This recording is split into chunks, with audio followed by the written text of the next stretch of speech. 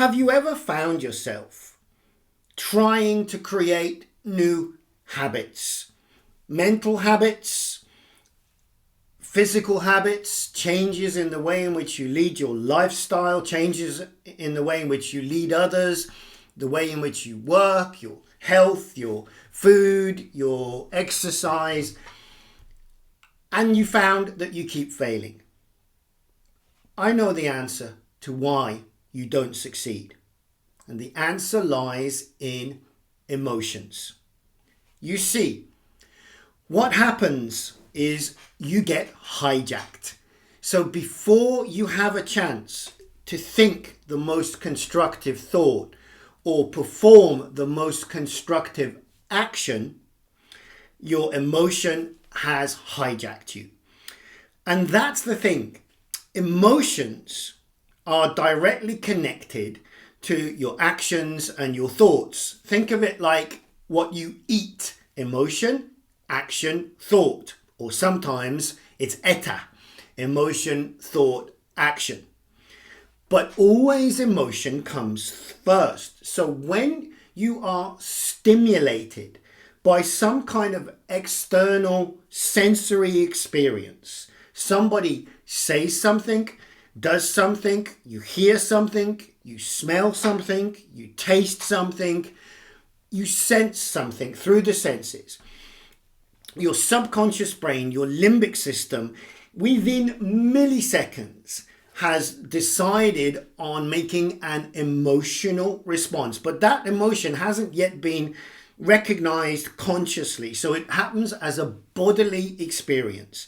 And by the time it's got to the rational brain, which is way after the emotion has been triggered, we can start to call it and label it as a certain type of feeling. And what happens is if you continue to repeat that habit of stimulus, emotional response, feeling, over time it becomes a mood and your state.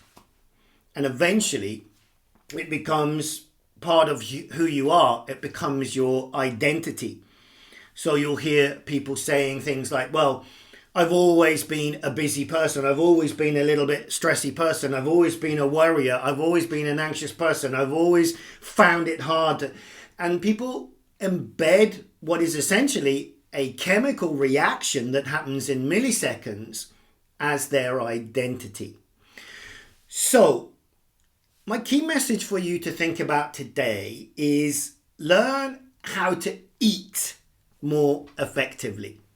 And what I mean by that is if you really want to understand why you perform the actions or behaviors you do and have the same repeated or regular thoughts that you have, you need to go to the starting point of the EAT model, which is your emotional state. Starting to become more aware of how you are responding physiologically, chemically to different stimulations around you. Whether that be, why you make the choice to have the unhealthy food, why you always go to the unhealthy habit, why you always end up arguing with the same person, why you always end up making the poor decision in a certain area of your life. Emotions are the key to understanding this. So I'm off to eat much more cautiously and with a greater level of awareness, but always looking to my emotional responses first and helping myself then to understand the actions I perform and the thoughts that I have. And in doing that, I give myself the choice to either continue the same patterns or form new ones that would be healthier eating. How about you?